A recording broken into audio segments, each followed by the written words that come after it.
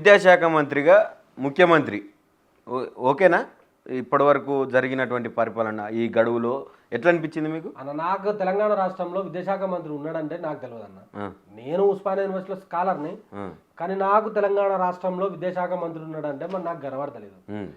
మరి అదే మంత్రులు వేరే ఇష్యూల మీద రివ్యూలు పెడతారు, వేరే శాఖల మీద రివ్యూలు పెడతారు. ఢిల్లీకి పోవడానికి వాళ్ళకి టైం ఉంటుంది, కానీ నా విద్యాశాఖకు సంబంధించిన రివ్యూ పెట్టరు. విద్యార్థుల గోసల మీద మాట్లాడరు, గురుకుల ఇష్యూల మీద మాట్లాడరు, యూనివర్సిటీలో మౌలిక సదుపాయాల మీద మాట్లాడరు, ఉద్యోగాల మీద మాట్లాడరు, నిరుద్యోగం మీద మాట్లాడరు, బ్యాక్లాగ్ పోస్టుల గురించి మాట్లాడరు, రిటైర్మెంట్ల గురించి మాట్లాడరు, యూనివర్సిటీలో రిక్రూట్మెంట్ గురించి మాట్లాడరు. మనకై మాట్లాడినప్పుడు విద్యాశాఖ మంత్రి ఎట్లయితాడు అన్న? విద్యాశాఖ మంత్రి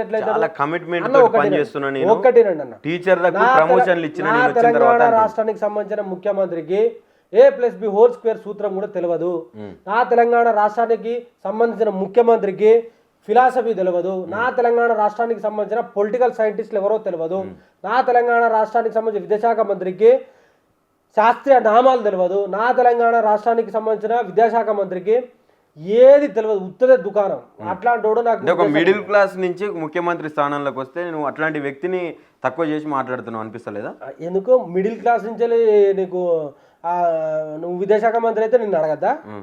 నేను చెప్పింది మన మిడిల్ క్లాస్ నేను అని చెప్పి. నువ్వు మిడిల్ క్లాసేగా, అప్పర్ మిడిల్ క్లాసేగా, ఇంకేమైనా నాకు సంబంధం లేదు భయ్.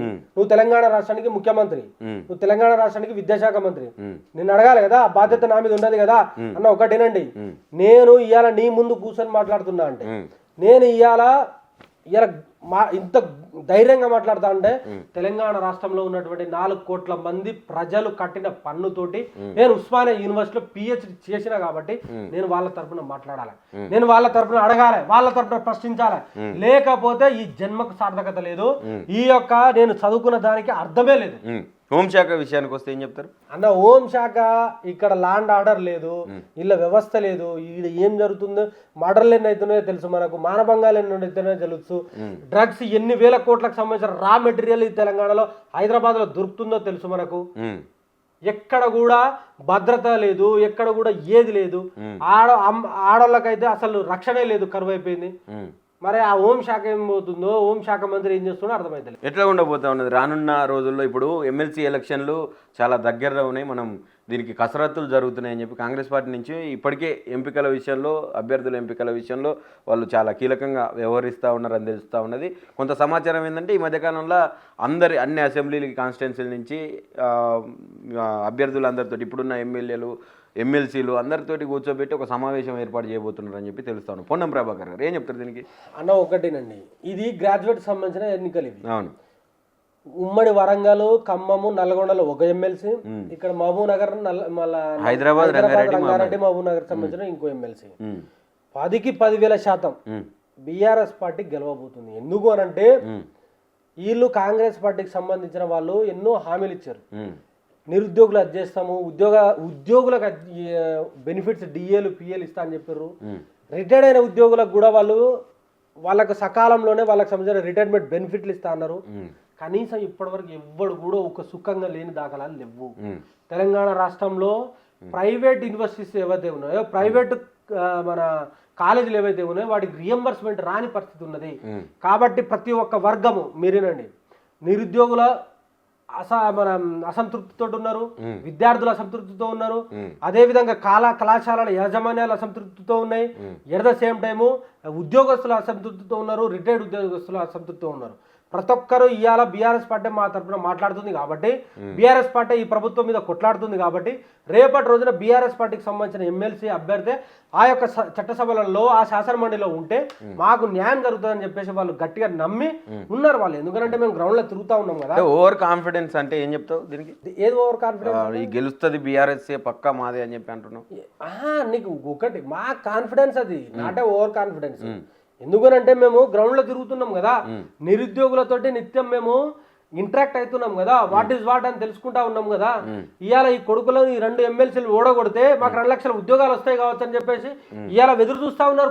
చూడండి మీరు నిరుద్యోగులు, ఇవాళ ఈ యొక్క స్థానిక మన గ్రాడ్యుయేట్ కి సంబంధించిన 2 ఎమ్మెల్సీలను ఓడగొడితే మాకు 2 లక్షల ఉద్యోగాలు వస్తాయని చెప్పేసి పక్కా నమ్మున్నారు వాళ్ళు. కాబట్టి అందులో భాగంగానే ఈ 2 ఎమ్మెల్సీలను ఓడగొట్టాలి, 2 లక్షల ఉద్యోగాలను సాధించుకోవాలనే ఉద్దేశంలోనే ఉన్నారు నిరుద్యోగులు, ఉద్యోగులు, మేధావులు, కళాశాలల యాజమాన్యాలు. ఎందుకనంటే 10,000 కోట్లకు సంబంధించిన రియంబర్స్మెంట్ బకాయిలు ఉన్నాయి. 2 లక్షల ఉద్యోగాలు కావాలంటారు నిరుద్యోగులు. స్కూటీలు ఇస్తా అన్నారు నా అమ్మాయిలకు, 4,500 రూపాయలు నిరుద్యోగ వృత్తి ఇస్తా అన్నారు చెప్పారు. మరి ఏది ఇవ్వలికని ఇచ్చిన దాఖలాలు ఉన్నాయా? అద్దంకి దయాకర్కు ఎమ్మెల్సీ వస్తే సరిపోదు కదా, బల్మూరు వెంకట్కి ఎమ్మెల్సీ వస్తే సరిపోదు కదా, కోదండరామరెడ్డికి ఎమ్మెల్సీ వస్తే సరిపోదు కదా. 30 లక్షల మంది నిరుద్యోగులకు న్యాయం జరగాలి కదా. అందులో భాగంగానే 2 లక్షల ఈ యొక్క 2 ఎమ్మెల్సీ సీట్లను ఓడగొడదాం, 2 లక్షల ఉద్యోగాలను సాధించుకుందామని చెప్పేసి బీఆర్ఎస్ పార్టీ నినాదం. నిరుద్యోగులందరూ కూడా పూర్తి స్థాయిలో వ్యతిరేకంగా ఉన్నారని చెప్పి మాట్లాడుతున్నారు. ఇంజనీరింగ్ స్టూడెంట్స్ని పట్టుకొని వీళ్ళంతా క్రిమినల్ వేస్ట్, వీళ్ళకు అప్లికేషన్ ఫాములు నింపరాదు అని చెప్పి ముఖ్యమంత్రి మాట్లాడితే ఎన్ని రాస్తారోకులు అయినాయి, ఎన్ని బంధులు, ఏ సంఘాలు బయటకు వచ్చి కొట్లాడినాయి? అయితే ఇక్కడ ఇంకో సందర్భం చెప్పాలి. మనం వాళ్ళ మనవని స్కూల్లో చేయడానికి పోయిండట రేవంత్ రెడ్డి, వాళ్ళ బిడ్డ, వాళ్ళ ఆవిడ, వాళ్ళ అల్లుడు. పోతే అడిగి పోయినాక ఆ యొక్క యాజమాన్యానికి సంబంధించిన వాళ్ళు అప్లికేషన్ ఫామ్ ఇచ్చారు వాళ్ళకు. మా మనవనికి స్కూల్లో జాయిన్ చేస్తారు అని అప్లికేషన్ ఫామ్ ఇస్తే ఇది నాకు అర్థమైతలేదా అని చెప్పేసి వాళ్ళ అల్లుడికి ఇస్తే వాళ్ళ అల్లుడు నింపిన తర్వాత మాగారు గీడ పెట్టండి సిగ్నేచర్ అంటే గేడ పెట్టాలి అని అంటే ఆయనకు ఏడ పెట్టాలో సంతకం కూడా తెలియనోడు కూడా ఇది వాస్తవం. ముఖ్యమంత్రి ఇది వాస్తవం, ఇది వాస్తవం. జోక్ ఎందుకు చెప్తా నేను? సీరియస్ ఆయన మాట్లాడేటప్పుడు నేను కూడా సీరియస్ మాట్లాడతా. ఏం తమాషా వాళ్ళు ఒక ముఖ్యమంత్రికి సంతకం పెట్టేది ఒకటి తెలియదే, ఆయనకు తెలియదు. నువ్వు ఎందుకు అంటున్నావు? నువ్వు తెలంగాణ సమాజమే నవ్వుకుంటది ఇప్పుడు.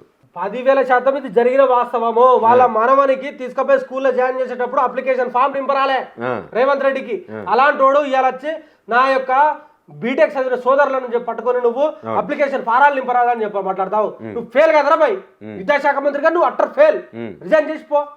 ఈ రిజిగ్నేషన్ ఎందుకు కోరుతున్నారు? నేను కమిట్మెంట్ తోటి పనిచేస్తున్నందుక, లేదంటే నేను వచ్చిన తర్వాత టీచర్లందరికీ ప్రమోషన్లు ఇచ్చిన నా సారథ్యం వల్లనే జరిగింది ఇదంతా, దానికి రిజిగ్నేషన్ చేయాలని నేను చెప్పి మాట్లాడుతున్నాను. అయ్యో ప్రమోషన్లు ఇచ్చుకో, రిజిగ్నేషన్ మనం చేయమన్నా చేయడానే.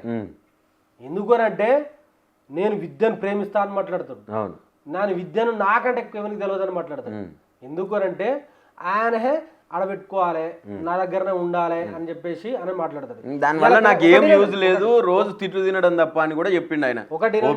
ఒకటినండి, తెలంగాణ రాష్ట్రంలో ఉన్నటువంటి మేధావులు కూడా గ్రహించాల్సిన అవసరం ఉన్నది. కోదండరామ్ గారు గ్రహించాలి, అరగోపాల్ గారు గ్రహించాలి, ప్రొఫెసర్ కాసిం గారు గ్రహించాలి, జూలీ గౌరీశంకర్ గారు గ్రహించాలి, నందిని సిద్ధారెడ్డి గారు గ్రహించాలి, విమలక్క గారు గ్రహించాలి, అదేవిధంగా పృథ్వీరాజ్ యాదవ్ గారు గ్రహించాలి. ఇలా చూసుకుంటా పోతే ప్రొఫెసర్లు గ్రహించాలి. ఉస్మానియా యూనివర్సిటీ, కాకతీయ యూనివర్సిటీ మేధావి వర్గం ఏవైతే ఉన్నదో ఎడిటర్ గారు మనకి శ్రీనివాస్ గారు గ్రహించాలి. అదేవిధంగా చూసుకుంటే చాలా మంది వీళ్ళు గ్రహించాలి. తెలంగాణ రాష్ట్రంలో ఇద్దరు మేధావులు ఉన్నారని మాట్లాడారు రేవంత్ రెడ్డి. అవునవును, కేశవరావు, జయపాల్ రెడ్డి. మరి వాళ్ళు ఏం బుక్కులు రాసిరో తెలియదు, వాళ్ళు దేని మీద విశ్లేషణ చేసిరో తెలియదు. మరి వాళ్ళే మేధావులు అని మాట్లాడతారు. మరి వీళ్ళంతా ఎవరు? నేను చెప్పిన పేర్లన్నీ వీళ్ళంతా ఎవరు?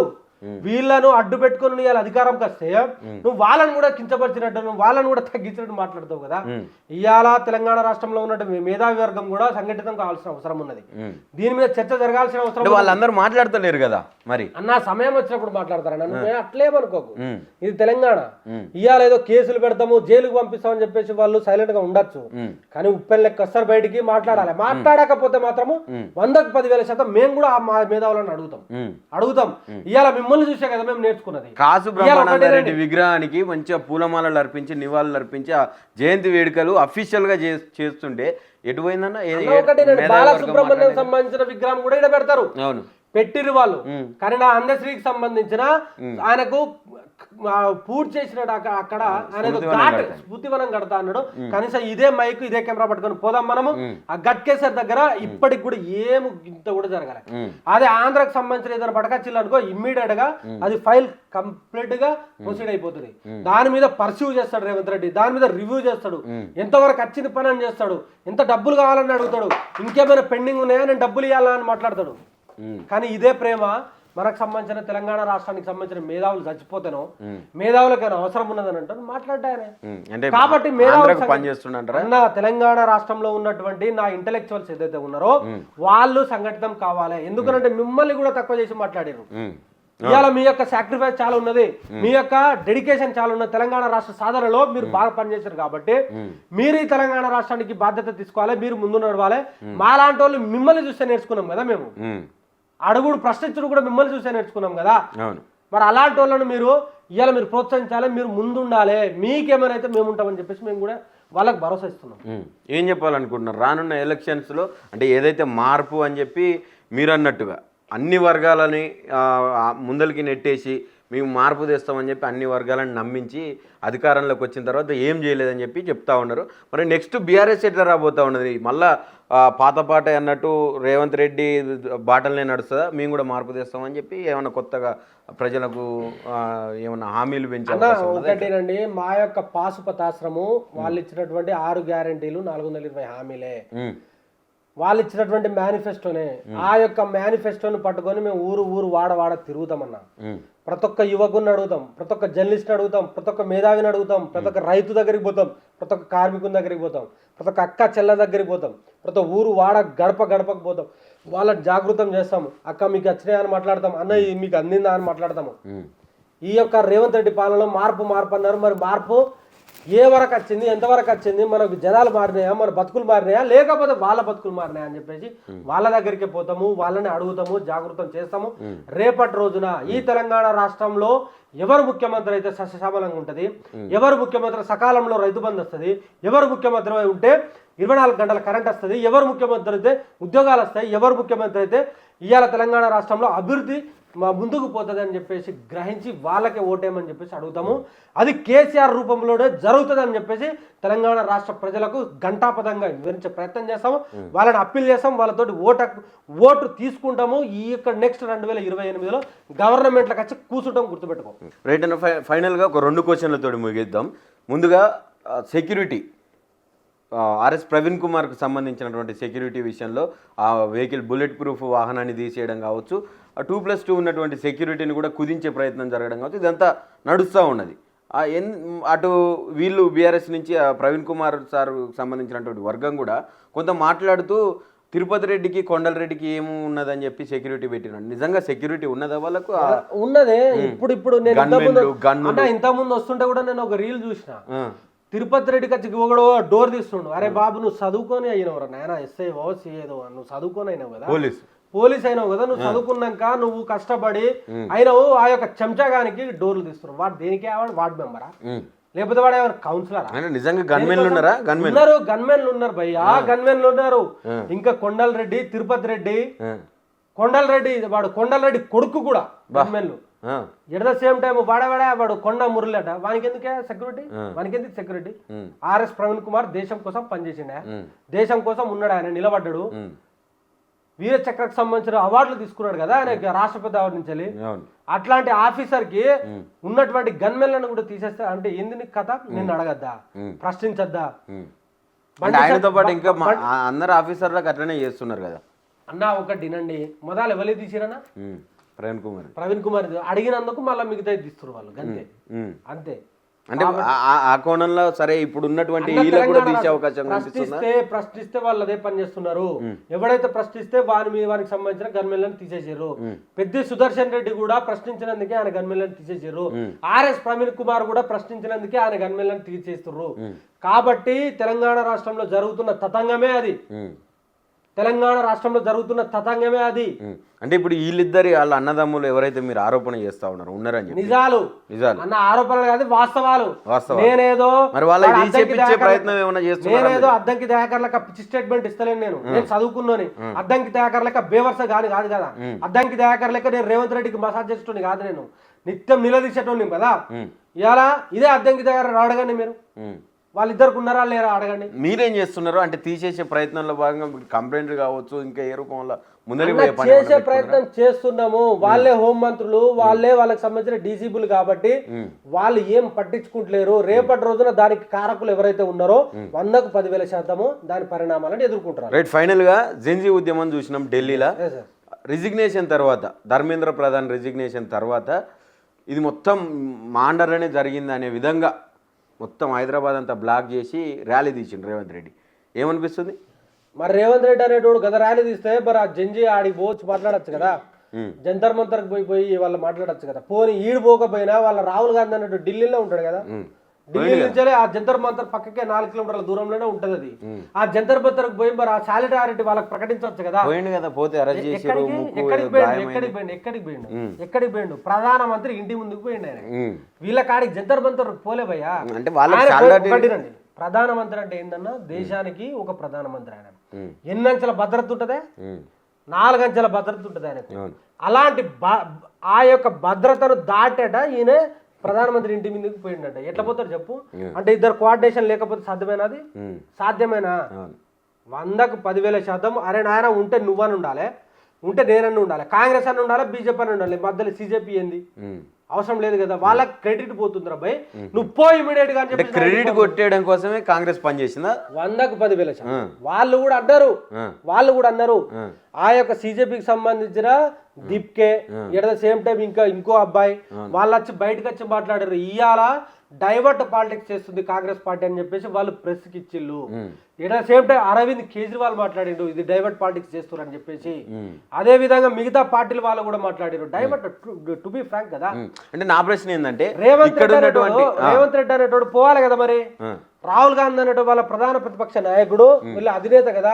మరి ఆయన ధర్నా చేసినప్పుడు రేవంత్ రెడ్డి అనేటోడు పోవాలి కదా. పోలే, ఎందుకు పోలే? ఎగ్జాక్ట్ గా నేనేం అడగాలనుకుంటున్నా, ఇక్కడ ఉన్నటువంటి నిరుద్యోగ యువత మొత్తం కూడా రోడ్లు ఎక్కితే వాళ్ళని విపరీతంగా నిర్బంధించడం కావచ్చు, తీసుకుపోవడం, వాళ్ళ మీద కూడా లాఠీ దెబ్బలు పడి నిరుద్యోగుల మీద కూడా వచ్చిన కానీ అనేక సార్లు వాళ్ళని కొట్టడం కావచ్చు, వాళ్ళని ఈడ్చుకెళ్ళడం కావచ్చు, ఇవన్నీ కూడా జరిగినాయి. మరి వీళ్ళ మీద పుట్టని ప్రేమ అక్కడ వాళ్ళ మీద ఎందుకు అంత ప్రేమ పుట్టింది? దానికి మీరేం చెప్తారు ఫైనల్ గా? రేవంత్ రెడ్డి అనేటోడు బీజేపీ మనిషి, ఇది కుల్లా బీజేపీ మనిషి. రేవంత్ రెడ్డి అనేటోడు అనే ప్రధానమంత్రి ఏం చెప్పినా, అమిత్ షా ఏం చెప్తే గదే మాట్లాడతారు తప్ప వేరే దుకాణం లేదు. అర్థమైందా? రేవంత్ రెడ్డి అనేటోడు మీరు అన్నట్టు మమ్మల్ని నన్నే కొట్టిర్రు. ఇదే నీటికి సంబంధించిన ప్రశ్న పత్రాలు లీక్ అయిందని చెప్పేసి రాజ్ భవన్ ముట్టడిస్తే నన్ను విపరీతంగా కొట్టిండు ఆయన ఏసీపీ. ఇట్లా చాలా అరాచకాలు జరిగినాయి ఇక్కడ, చాలా అరాచకాలు, చాలా దమనకాండ జరిగింది. దాని గురించి మాట్లాడాడు రేవంత్ రెడ్డి అనేటోడు. ఏదో ఆయన అన్నట్టు ఏం చేశాడనంటే ఒక స్టాండప్ కమెడియన్ లెక్క వ్యవహరిస్తాడు ఆయన. ఆడ నిలబడతాడు, ఏదో మాట్లాడతాడు, ఏదో జోకులు చెప్పినట్టు చేస్తాడు, వెళ్ళిపోతాడు. అంతే తప్ప నేను అది చేసినట్టు చేయాలి కానీ ఏ ఒక్క జంజి పిల్లలు కానీ ఏ ఒక్క యువకులు కానీ దాన్ని ఎవరు సమర్థిస్తాడు. గుర్తుపెట్టుకోండి, అదంతా ఉత్త దుకాణం, ఉత్త తతంగము. ఇవాళ జంజి అనేది ఆ యొక్క ఉద్యమం అనేది క్రెడిట్ గోస్ టు ఓన్లీ ఆ యొక్క పిల్లలకే. ఆ యొక్క పిల్లల వాళ్ళకి హ్యాండ్సప్ చెప్పాల్సిన అవసరం ఉన్నది. ఎందుకనంటే భారతదేశంలో ఒక రకమైన మరో రకమైన విప్లవాన్ని తయారు తీసుకొచ్చారు వాళ్ళు. ఎందుకనంటే వాళ్ళు సప్రెస్ అయి ఉన్నాడు. ఇవాళ కాక్రోచ్ అని మాట్లాడు, మమ్మల్ని తక్కువ చేసి మాట్లాడారు అని చెప్పేసి ఎవరైతే అనుకున్నారో ఆ పిల్లలే నిలబడి వాళ్ళకి సంబంధించిన హక్కులను సాధించుకున్నారు తప్ప ఎవడు రేవంత్ రెడ్డి గారు కాదు, ఇంకా ఈ రాహుల్ గాంధీ గారు కాదు. ఫైనల్ గా ఏంది రేవంత్ రెడ్డికి ఏం చెప్పాలనుకుంటున్నాం? రేవంత్ రెడ్డికి చెప్పేది ఏముంటది అన్న, చెప్పేది ఏముంటది? ఇప్పుడు ఒకటేనండి, కనకపు సింహాసనం మీద సునకమ్మును కూర్చోబెట్టిన దాని యొక్క స్వభావం అయితే మార్చుకోదు. కుక్కని తీసుకొచ్చి సింహాసనం మీద కూర్చోబెడితే అది మళ్ళీ ఆడిపోయి బురదలు తప్ప అది నేను రాజునయ్యా అని చెప్పేసి దానికి ఆ సోయిలో ఉండదు. రేవంత్ రెడ్డికి ఎన్ని చెప్పినా వేస్ట్ కథ. ఆయన మారాడు. పొద్దున్న లేస్తే ఏం తీసుకపోయినా నాకు ఏమైనా పైసలు వస్తున్నాయా, కాంట్రాక్ట్ వస్తుందా, కమిషన్లు వస్తున్నాయా చూస్తాడు తప్ప ఈ యొక్క పేద ప్రజలకు కానీ ఈ యొక్క నిరుద్యోగులకు కానీ ఏమైనా మంచి చేస్తారని చెప్పేసి అది లేదు. కాబట్టి ఇప్పటికైనా నీకు సోయొచ్చి నిద్రలో ఏమైనా కలొచ్చి నీకు సంబంధించిన మేధావులు 2 ఉన్నారు కదా, జైపాల్ రెడ్డి అయితే చచ్చిపోయాడు, ఇంకొక ఆయన ఉన్నాడు కదా కేశవరావు, ఆడచ్చి ఏమైనా చెప్తే జర విని వాళ్ళ మాటలు విని కొంచెం ఏదైనా మంచి చేయడానికి ట్రై చేయి. లేకపోతే మాత్రం రేపటి రోజున జనాలను నీకు మంచి తీర్పునిచ్చే ప్రయత్నం చేస్తాను. Right, thank you so much. Right, ఇది పరిస్థితి ఉన్నటువంటి ప్రభుత్వంలో ఇప్పుడు అన్ని రంగాల ప్రజలను అందరినీ కూడా మోసం చేసే పరిపాలనే జరిగింది తప్ప ఇప్పటిదాకా జరిగిన పరిపాలన ఏ ప్రజల ప్రయోజనాల కోసం ప్రజల బాగుపడడం కోసం అభివృద్ధి చెందడం కోసం ఏ ఒక్కసారి కూడా రేవంత్ రెడ్డి ఆలోచించబోడు అని చెప్పి కూడా స్పష్టం చేస్తూ ఉన్నారు. ఖచ్చితంగా రానున్న ఎలక్షన్స్లో బీఆర్ఎస్దే హవాగా నడిపిస్తాం. ఖచ్చితంగా ఇప్పుడున్నటువంటి అతి తొందరలో రానున్నటువంటి ఎమ్మెల్సీ ఎలక్షన్లో బీఆర్ఎస్ని గెలిపించి ఈ రేవంత్ రెడ్డికి బుద్ధి చెప్పే ప్రయత్నం చేస్తామని చెప్పి రాజేష్ నాయక్ స్పష్టం చేస్తూ ఉన్నటువంటి పరిస్థితి.